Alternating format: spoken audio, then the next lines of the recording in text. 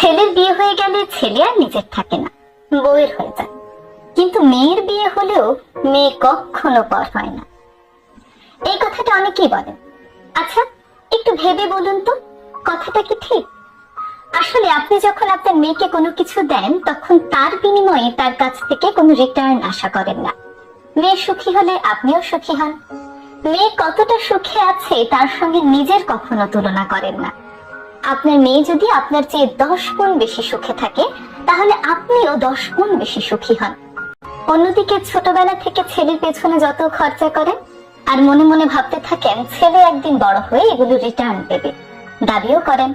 অনেক সময় মনেও করিয়ে দেন তোর পেছনে এত এত টাকা খরচা করেছি। ছেলেকে বিয়ে দিয়ে তাকে পর ভাবতে শুরু করেন।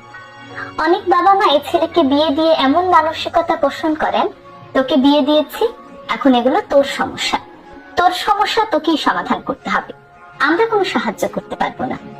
সামর্থ্য থাকলেও সাহায্য করে না। অন্যদিকে মেয়ে কিংবা মেয়ের জামাইকে সামর্থ্যের বাইরে গিয়েও সাহায্য করে। ছেলে ছেলের বউ কতটা সুখে আছে তা নিজেদের সঙ্গে তুলনা করেন। ছেলেকে বিয়ে দেওয়ার পর ছেলের বিবাহিত জীবনের সুখ কতজন সহ্য করতে পারে? ছেলের বিপদে তো ছেলেকে একা করে দেন, কিন্তু ছেলে বেশি সুখে থাকলে তখন আবার তার ভাগ চান। আসলে কি জানেন, মেয়ের ওপর কেউই কোনো দায়িত্ব আরোপ করেন না। তাই মেয়ে যদি আপনার প্রতি 5% কিছু করে, আপনার মনে হয় আপনার মেয়ে আপনার জন্য কত ভাবে। অপরদিকে প্রতিটি ছেলের উপর 100 ভাগ দায়িত্ব আরোপ করা থাকে। ছেলেরা যদি তার 70 থেকে 80 ভাগও করে, বাকিটা যদি করতে না পারে, তখন আপনার মনে হয় আপনার ছেলে কত খারাপ।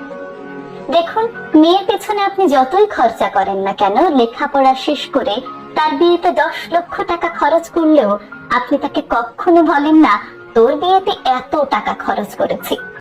অপরদিকে ছেলেকে লেখাপড়া শিখিয়ে তাকে ব্যবসা করার জন্য 2 লক্ষ টাকা দিলেও বারবার সেটা মনে করিয়ে দেন যে তোকে 2 লক্ষ টাকা দিয়েছি। এমনকি চাকরি করলেও বারবার মনে করিয়ে দেন তোর লেখাপড়ার পেছনে এত এত টাকা খরচ করেছি। কিন্তু একটা মেয়ের উপর এই প্রেশার কখনোই থাকে না।